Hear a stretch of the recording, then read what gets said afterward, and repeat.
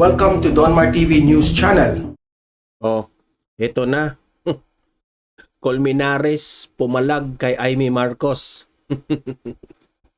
As usual, papalag. Pumalag siya sa interview dahil nga itong si Colmenares ay sabi niya biktima siya ng martial law. Pumalag siya dito sa interview. Yung katabi ni Amy Marcos, itong anti-Marcos raw ito, nag-interview tungkol sa hindi ba mag-sorry itong si Amy Marcos sa mga kasalanan niyang tatay niya. Hindi nagustuhan, di ba? Ipinakita natin ito. Mag-watch kayo sa previous vlog ko. Ipinakita ko tong video na ito. Tapos, itong si Colmenares, nakita niya yung video, pumalag. Ano ba? Pumalag ba siya o nainggit lang siya? Kasi hilig ito sa rally eh. Rally-rally ito, di ba? Pumalag. Na uminit siguro yung ulo niya. Panoorin natin yung video interview ni Colmenares in which pumalag siya kay Amy Marcos. Sige. Pero bago natin i-play, like and share. Okay? I-like muna ito para kakalat ito sa YouTube. Makita ito ng taong bayan kung itong mukha ni Colmenares. Okay? Like na guys, like. Then, marami ditong nanood na hindi pa nakasubscribe sa aking channel, Donmar TV. Okay? Mag-subscribe na rin kayo. At huwag kalimutan mag-hit the notification bell para you will be notified sa mga latest videos ko. Okay? So, moving forward, i-play natin itong video na pumalag itong si Colmenares. Ito ay binalita sa News 5. Okay? Mag-comment, react tayo dito sa balitang ito. Sinagot ni Senator Amy Marcos ang mga issue tungkol sa kanyang pamilya sa isang panayam kasamang isang ipinakilalang anti-Marcos. Buwelta naman ng ilang biktima ng martial law, sila ang harapin ng senadora. Nasa frontline ng balitang yan si Marian Enriquez. Sumalang sa harapang tanungan si Senadora Amy Marcos versus sa isa raw anti-Marcos.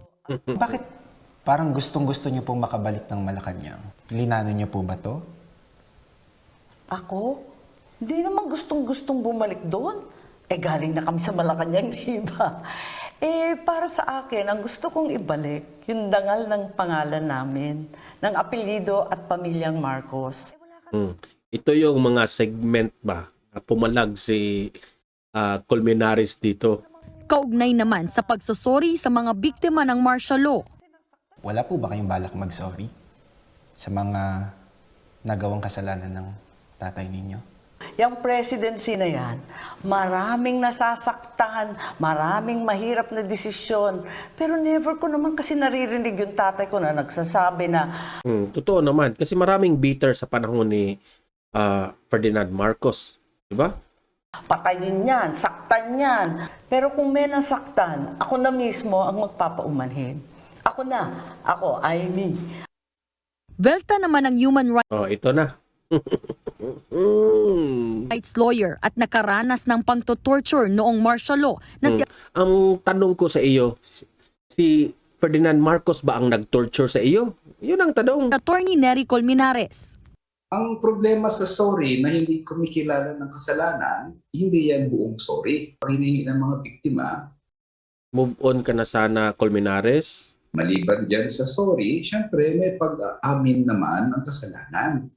Paano ka humingi ng tawad kung sinasabi Sabi mo, amin ng kasalanan. Paano sila aamin ng kasalanan na hindi nila kasalanan?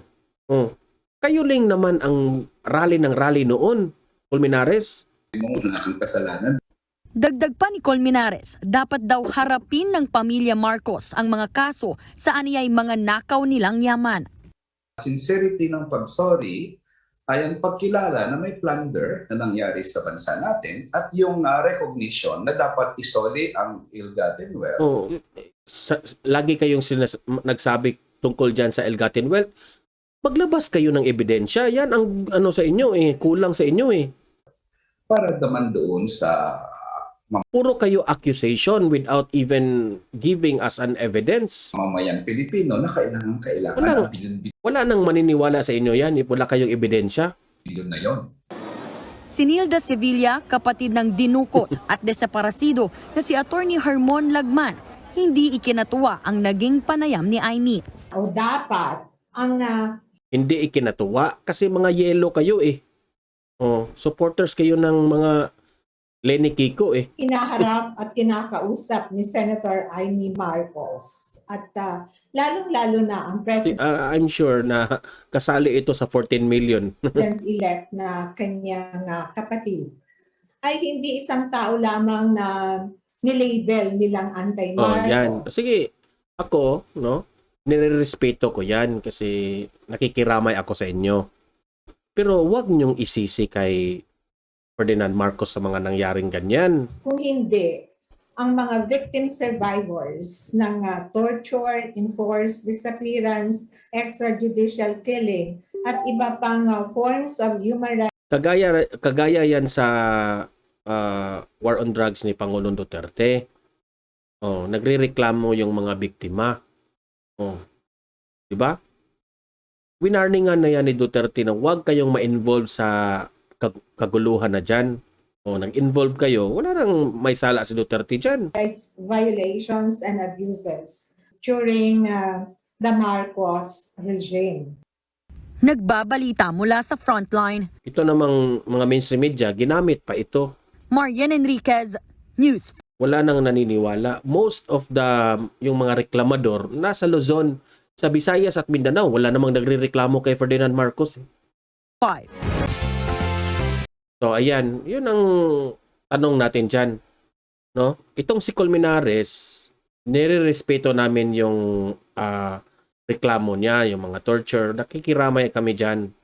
No? Pero wag niyong isisi lahat kay Ferdinand Marcos yan. Ferdinand Marcos, kung talagang may abuso siya sa ginawa sa Pilipino, bakit sinabihan niya yung mga sundalo noon na wag niyong labanan ang mga Pilipino dahil Pilipino yan. I am brave kung ang kalaban natin ay mga dayuhan. Pero kung kapwa Pilipino, ayaw niya. Sinisiraan lang talaga si Ferdinand Marcos sa panahon ng martial law. Okay? Linagyan ninyo ng kulay ang martial law noon. Yung mga torture na yan, yung mga ganun, hindi yan, what do you call that? Hindi yan command ni Bongbong Marcos, hindi yan utos ni Bongbong Marcos, pero nilink nyo si, I mean, Ferdinand Marcos, hindi Bongbong Marcos, sorry. So, ang sa akin lang, ma-advise ko sa iyo, Colmenares, mag-move on ka na lang.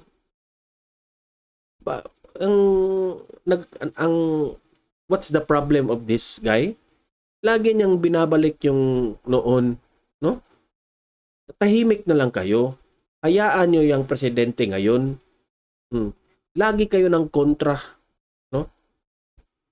Nasa rally, puro kayo rally ng rally eh. Kaya hindi tayo uunla dito. Okay? Do your part. Help the Philippines. Kung ikaw, kung talagang magaling ka, you will just shut up and help the Philippines. Mas ma-appreciate ka pa. Okay? So, hanggang dito na lang itong video natin. Patuloy nating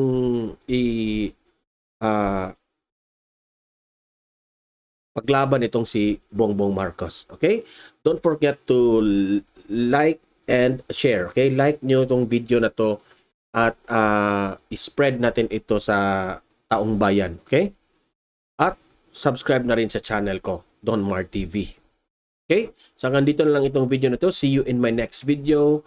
Mahalin natin ang Pilipinas. God bless everyone.